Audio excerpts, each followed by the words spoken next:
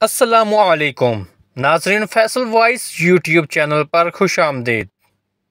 ناظرین، ابھی تک آپ نے اگر میرا چینل سبسکرائب نہیں کیا تو پلیز کر لیں تاکہ میری ہر آنے والی ویڈیو آپ تک پہنچ سکیں۔ ناظرین، چلتے ہیں آج کی ویڈیو کی طرف۔ ناظرین، فرعون کی ہلاکت کے بعد بنی اسرائیل اس کے پنجے سے آزاد ہو گئے اور سب موسیٰ علیہ السلام پر ایمان لائے۔ حضرت موسیٰ علیہ السلام کو اللہ کا حکم ہوا کہ 40 دنوں تک کوہ طور پر اعتکاف کریں، اس کے بعد انہیں کتاب تورات دی جائے گی۔ چنانچہ حضرت موسیٰ علیہ السلام کوہ طور پر چلے گئے اور بنی اسرائیل کو اپنے بھائی ہارون کے سپرد کر دیا۔ جب 40 راتیں پوری ہو گئی تو اس کے بعد حضرت موسیٰ علیہ السلام ان 70 آدمیوں کو ساتھ لے کر اپنی قوم کی طرف لوٹے تو دیکھا کہ لوگ گمراہ ہو چکے ہیں اور بچھیڑے کی پوجا کر رہے ہیں۔ حضرت موسیٰ علیہ السلام نے حضرت ہارون علیہ السلام سے پوچھ گچھ کی تو ہارون علیہ السلام نے سارا ماجرا بیان کرتے ہوئے کہا، سامری نے سب کو گمراہ کرنا شروع کیا۔ اس نے لوگوں کو بتایا کہ موسیٰ علیہ السلام ان کے ساتھ جو لوگ گئے ہیں وہ سب کے سب مر چکے ہیں۔ موسیٰ علیہ السلام کی جگہ پر میں کام کروں گا۔ تم لوگ خدا کو دیکھنا چاہو گے تو میں تم لوگوں کو دکھا دوں گا۔ اس نے لوگوں سے سونا اور چاندی مانگ مانگ کر جمع کیا، اس سے ایک بچھیڑا تیار کیا، اس میں جادو کے ذریعے ایسی صفت رکھ دی جسے وہ بول رہا ہو۔ بچھیڑے کو ایک کھلی جگہ پر رکھ دیا، اس کے ارد گرد لوگ جمع ہو گئے۔ سامری نے لوگوں سے کہا کہ میں بچھیڑے سے جو کچھ پوچھوں گا یہ جواب دے گا۔ سامری نے بچھیڑے سے پوچھا، تو کون ہے؟ بچھیڑے نے جواب دیا، میں تمہارا رب ہوں۔ موسیٰ علیہ السلام اور ان کے ساتھی زندہ نہیں ہیں، تم مجھے رب مانو اور سامری کی باتوں پر عمل کرو۔ حضرت موسیٰ علیہ السلام نے ہارون کی زبانی تمام باتیں سنی تو قوم سے کہا کہ اس رب کا حکم مانو جس نے ساری کائنات کو پیدا کیا۔ اللہ نے مجھ پر کتاب تورات نازل کی ہے، یہی شریعت ہے، اس پر عمل کرو۔ پھر آپ علیہ السلام نے سامری کے بنائے ہوئے بچھیڑے کو توڑ ڈالا اور کہا کہ یہ بت پرستی ہے، بتوں کی پوجا نہ کرو، نیک عمل کرو، برائی سے بچو۔ قوم نے حضرت موسیٰ علیہ السلام کی باتوں کو نہیں مانا تو اللہ نے ان لوگوں پر عجیب و غریب عذاب نازل کیا۔ وہ عذاب کس طرح تھا؟ جیسے کہ ان کے سروں پر پہاڑ لٹک رہا ہو اور ابھی گرنے والا ہو۔ لوگ سروں پر لٹکے ہوئے پہاڑ کو دیکھ کر خوف زدہ ہوئے اور سجدے میں گر پڑے تو ان پر سے عذاب ٹل گیا۔ ایک مرتبہ اللہ نے موسیٰ علیہ السلام سے وعدہ کیا تھا کہ میں ملک شام کی سرزمین کا وارث بناؤں گا جہاں تم سب اطمینان سے زندگی بسر کر سکو گے، لیکن شرط یہ ہے کہ سرزمین کو حاصل کرنے کے لیے جہاد کرنا پڑے گا۔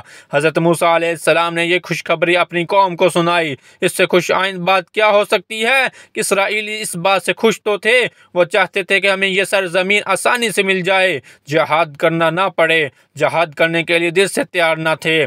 موسیٰ علیہ السلام کے سمجھانے پر بعد میں آمادہ ہو گئے۔ حضرت موسیٰ علیہ السلام پہلے تو اپنی قوم کو لے کر کنعان پہنچے، وہاں جا کر کچھ اطمینان کا سانس لیا، وہاں جہاد کے لیے اپنی قوم کو تربیت دینے لگے، نظم و ضبط پیدا کرنے کے لیے کچھ طریقے واضح کیے۔ بنی اسرائیل 12 قبیلوں میں بٹے ہوئے تھے، ہر قبیلے کے لیے ایک سردار مقرر کر دیا تاکہ ہر قبیلے اپنے اپنے سردار کے ماتحت رہے اور سردار کے حکم پر چلے۔ ان تمام انتظامی امور کی تکمیل کے بعد جہاد میں جانے کی تیاری شروع کی اور شام کی طرف کوچ کرنے کا حکم دیا۔ اسرائیل جہاد میں جانے کے لیے آمادہ نہ ہوئے، لڑنے کے نام سے خوف زدہ تھے اور کہا کہ شام کے باشندے طاقتور ہیں اور جسمانی لحاظ سے بھی وہ ہم سے موٹے تازے ہیں، ان زور آوروں سے ہم نہیں لڑ سکتے، ہمارے اندر کوئی حوصلہ نہیں ہے۔ حضرت موسیٰ علیہ السلام نے فرمایا، ان کی ڈیل و ڈول خوف زدہ ہونے کی ضرورت نہیں، اللہ تعالیٰ ہمیں فتح نصیب کرے گا۔ حضرت موسیٰ کے سمجھانے پر بھی ان کی سمجھ میں نہ آیا، وہ اپنی ضد پر اڑے رہے، کہا کہ اے موسیٰ تم لڑو، تمہارا رب لڑے، ہم نہیں لڑیں گے۔ موسیٰ اپنی قوم کے بزدلانہ رویہ سے بالکل مایوس ہو گئے۔ پھر آپ علیہ السلام نے مایوسی کے عالم میں دعا کی، اے اللہ مجھے اور میرے بھائی ہارون کو ان سے علیحدہ کر دے۔ اللہ نے موسیٰ کی دعا سن لی اور فرمایا کہ یہ لوگ 40 برس تک اسی بیابان میں بھٹکتے ہی رہیں گے، انہیں یہاں سے نکلنے کا راستہ نہیں ملے گا۔ چنانچہ حضرت موسیٰ علیہ السلام اور حضرت ہارون علیہ السلام اپنی قوم سے علیحدہ ہو کر شام کی طرف روانہ ہو گئے۔ حضرت موسیٰ علیہ السلام اور ہارون علیہ السلام کے چلے جانے کے بعد ان کی رہنمائی کرنے والا کوئی نہ تھا۔ ہر طرح کی مصیبت نے انہیں گھیر رکھا تھا۔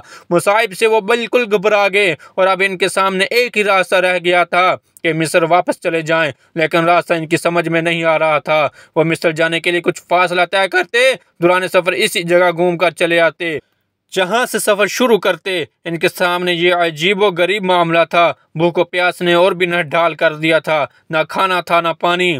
جب موسیٰ اور ہارون علیہ السلام ملک شام سے لوٹے تو ان کو تباہ حال پایا۔ قوم نے ان سے فریاد کی کہ یہ کیسی مصیبت ہے کہ ہمیں گھیر کر رکھا ہے۔ حضرت موسیٰ علیہ السلام بولے، یہ تو تمہاری ہی بدعمالیوں کا نتیجہ ہے۔ تم بزدل ہو چکے، تم نے جہاد میں جانے سے انکار کر دیا تھا، یہی وجہ ہے کہ تم سب اللہ کے غضب میں آ گئے۔ تم یہاں 40 سال سے بھٹک رہے ہو۔ موسیٰ علیہ السلام نے اللہ سے فریاد کی تو ان کی مصیبت ٹل گئی، انہیں راستہ ملا۔ پھر مختلف قبیلے مختلف مقامات کی طرف چڑھ پڑے۔ کچھ قبیلے بیت المقدس میں آباد ہو گئے۔